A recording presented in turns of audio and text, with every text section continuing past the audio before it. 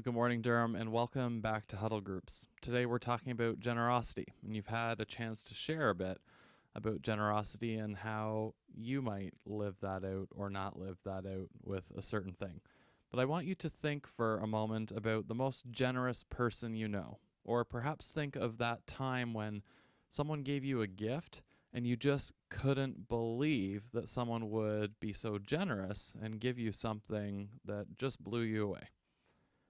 Now, it makes me think to a story, and I posted an article that I had written earlier this week in School Talk. Maybe you haven't had a chance to read that. That's okay. You're welcome to after this huddle group session. But it's about one of my friends. His name is Joe. And Joe doesn't have a lot of money. Joe's older. And so at the beginning of COVID, he was given this congratulations, you're on the older side of your life. Here is $300 from the government of Canada. Now, Joe could have kept that money for himself. He really could have used it. But instead, he said, well, there are actually a lot of people in Oshawa that are homeless, and they are in a greater need than I am.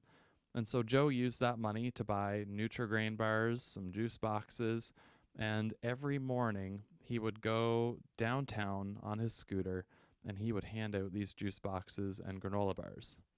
Generosity. It's beautiful. Now, part of being a follower of Jesus is being a generous person. In fact, when we follow Jesus, we become aware of the gifts, the grace, the love that Jesus gives to us. And because of this extensive gift, this generous gift of grace, of love, we, out of joy, want to give to others as well. That's generosity. And we struggle with that sometimes. Perhaps you can think of people you know that go to your church or are in your circles and they follow Jesus, but they're not the most generous people. You know, at the beginning of COVID, we had a real problem when it came to this thing toilet paper. Suddenly, we were not generous. We went to grocery stores and we got as much as we could for ourselves so we wouldn't run out. When resources run low or when we think we don't have enough, suddenly we lose generosity and it actually flips to the opposite.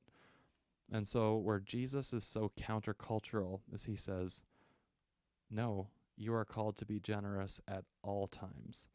And he says, I provide for you. And so you don't need to worry about scarcity. You just need to worry about giving, about being generous to other people, and then receiving the gifts that I provide for you.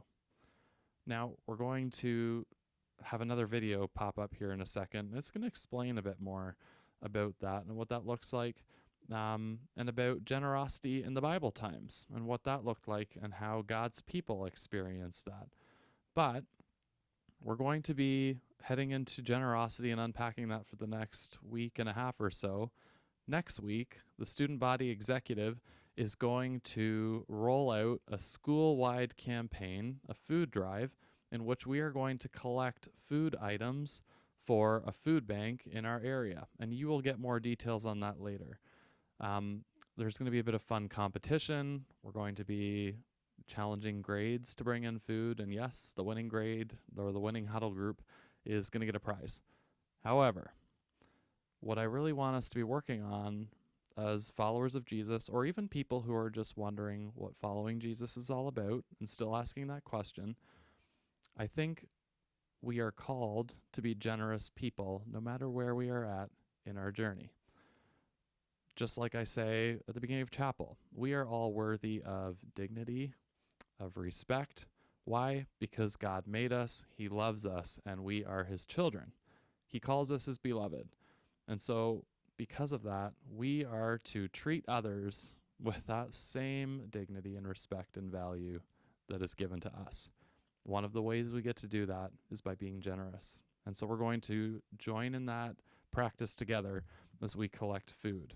You'll get details next week. Don't worry, don't stress. So for today, my hope is that you would just keep an open heart and perhaps challenge yourself. maybe recognize those moments where you're not so generous and you don't share.